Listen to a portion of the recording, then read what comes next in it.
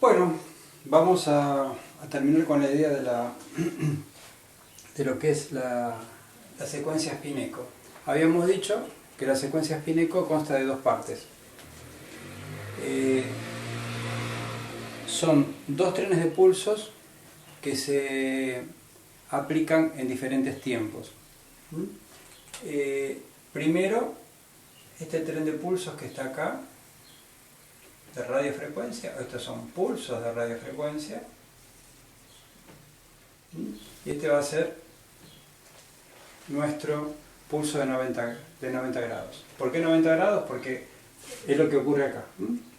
Track, baja acá. Este pulso de 90 grados es este pulso de 90 grados en este dibujo.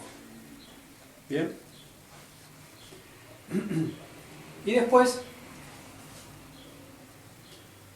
de un tiempo tau, viene el pulso que obviamente van a recibir los protones más energía de 180 grados, que es este que está acá. Cuando los vectores están así, reciben los pulsos y vienen para acá. Pero fíjense qué interesante, cuando ocurre este pulso, acá, cuando termina el pulso, acá no hay ninguna respuesta. Ahora vamos a ver qué estamos hablando. ¿Qué es lo que estoy graficando acá abajo? Me estaba adelantando. ¿Qué es lo que estoy graficando acá abajo? Esto es ni más ni menos que el MXI, o sea, la magnetización transversal. La magnetización transversal es justamente lo que ocurre cuando le damos ese primer pulso de 90 grados. Acá inmediatamente la magnetización transversal no bien termina el pulso de 90 grados, se vuelve máxima, ¿no? Y cuando justamente termina ese pulso empieza a bajar rápidamente y desaparece. Ustedes dirán, bueno, profe, ¿por qué no medimos esta? Bueno, justamente una de las cosas que dicen los que saben de esto, los especialistas en esto, es que esta primera señal que nosotros podríamos estar recogiendo con las antenas, tecnológicamente es bastante complicado dada la rapidez con que ocurre, ¿sí?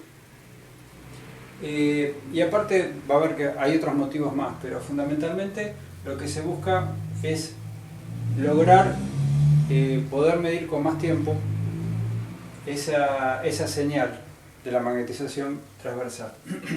Entonces, ¿qué se hace? Acá ya la magnetización transversal se volvió a cero de vuelta, MXI es igual a 0, como ya lo verán, es la roja, y esto lentamente pasa el tiempo, y después de un tiempo tau se dispara otra ráfaga, otra secuencia de pulsos con mayor amplitud, con distintos valores, ¿sí? Pero que, o sea, siempre la misma frecuencia, tanto este como este tienen la misma frecuencia, y esta frecuencia es igual a esta, y a esta, y a esta, todas tienen la misma frecuencia, ¿sí? Que por ley del Larmor, ¿recuerdan?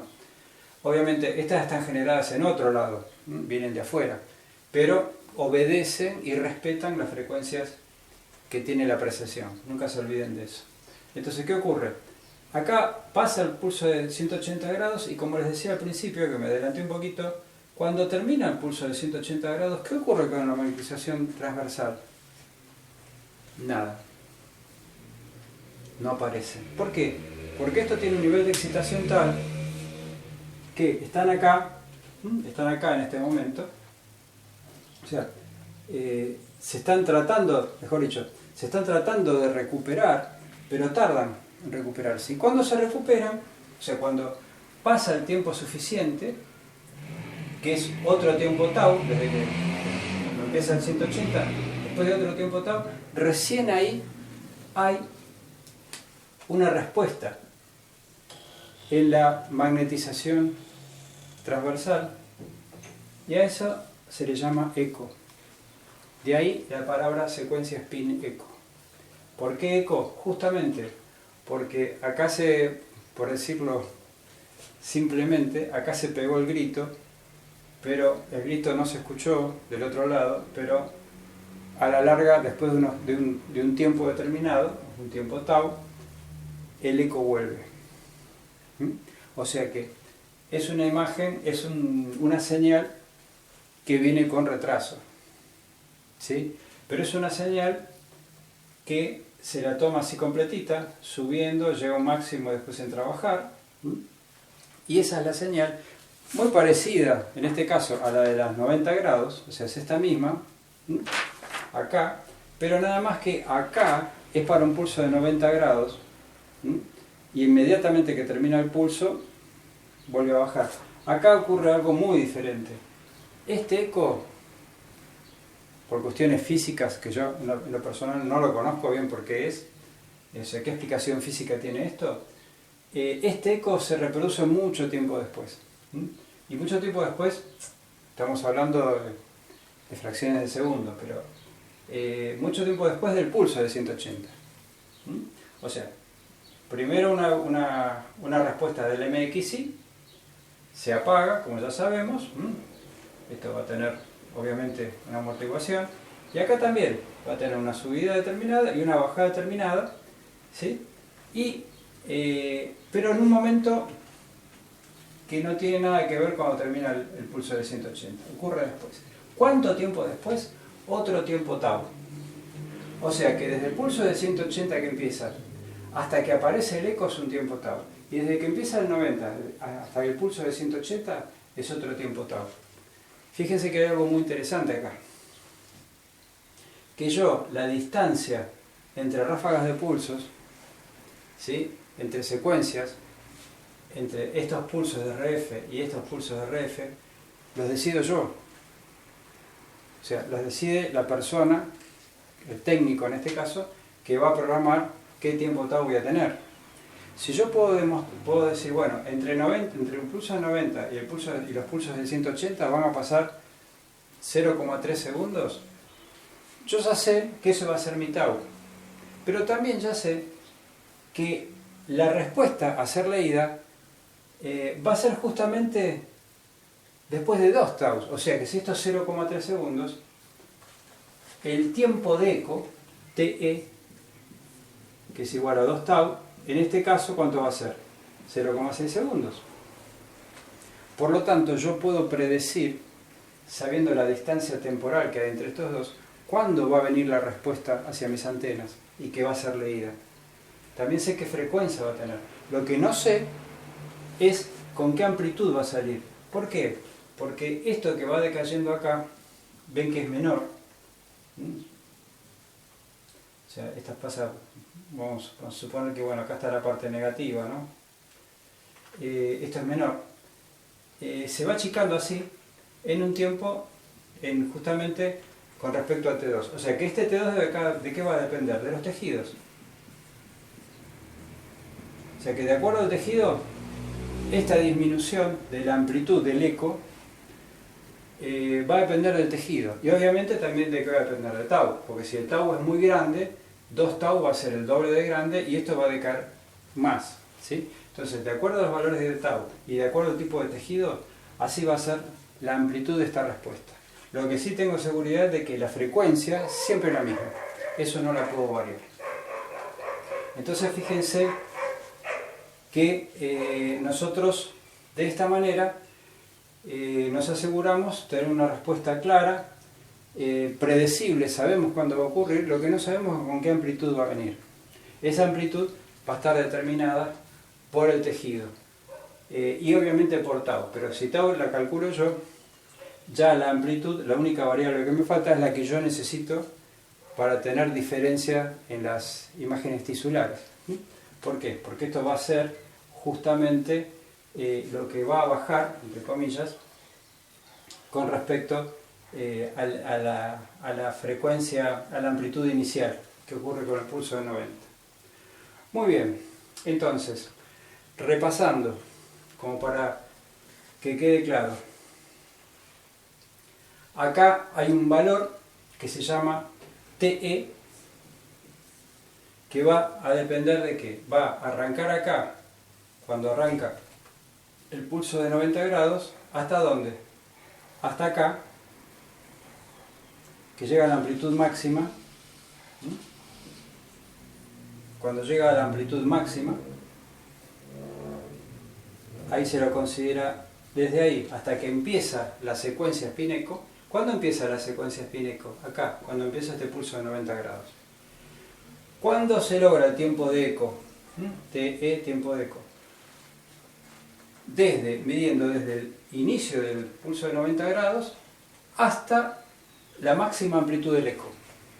Eso es TE. Y acuérdenselo bien, porque ahora en la próxima clase vamos a hablar de las ponderaciones. Ponderaciones en T2, ponderaciones en T1 y en densidad protónica. Y los dos protagonistas de esas ponderaciones van a ser TE y otro tiempo más. ¿Saben cuál es? El tiempo de repetición, que acá lo hablamos también, antiguamente, en la clase anterior. ¿Saben qué es el tiempo de repetición? El tiempo que tarda en volver a repetirse la secuencia. Es así de simple. O sea, ¿cuándo empezó esta secuencia? Acá, en este instante cero, ¿no es cierto? La secuencia, obviamente, cuando no bien termina de pasar el eco, ya se acabó la secuencia. Desde este tiempo cero, dejo pasar un determinado tiempo y arranco de vuelta con el pulso de 90 grados y después arranco de vuelta con el pulso de 180 grados, el tiempo de repetición es desde el comienzo de este pulso de 90 grados y el comienzo del pulso de 90 grados de la secuencia que sigue. Entonces, perdonen por lo poco prolijo de los dibujos, esto es TR, tiempo de repetición. ¿Repetición de qué? De la secuencia. Y esto también lo diagrama el técnico. El técnico decide cuánto TR le voy a dar y cuánto TE le voy a dar. Y vamos a ver cómo variando TE y variando TR yo voy obteniendo distintos valores, distintos tipos de imágenes. Es increíble. Y eso lo vamos a ver en la próxima clase. Entonces, resumiendo. Secuencia spin-echo, pulso de 90, después de un tiempo tau, pulso de 180. Después de un tiempo TR, que inició todo, se larga otra secuencia igual. ¿Qué se obtiene? Se obtiene, obviamente, estamos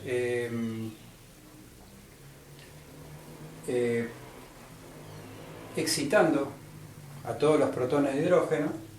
¿De qué manera? En los distintos tejidos. ¿De qué manera? De que después respondan con la pérdida, o sea, con la variación de T2, de la variación de la magnetización transversal. ¿Sí? Esta señal de eco en la secuencia spin-echo es la que nos va a dar la imagen. O sea que yo para la grasa voy a tener un determinado eco con una determinada amplitud. Para tejido muscular voy a tener otra amplitud, ¿sí? Y para cada uno de los tejidos voy a tener diferentes ecos medidos y eso me va a los distintos tonos de grises, ¿sí? Y vamos a ver la próxima cómo variando TE, que yo la puedo variar como les dije antes, y variando TR, tiempo de repetición, o sea, variando tiempo de eco y tiempo de repetición, yo puedo ver distintas cosas en los tejidos. Es algo muy interesante. Pero eso nos queda para la próxima. Ya bastante fue tratar de explicar esto lo mejor posible. Cualquier duda, obviamente en la clase de Zoom, ahí nos tratamos de sacar todas las dudas. Bueno, gracias.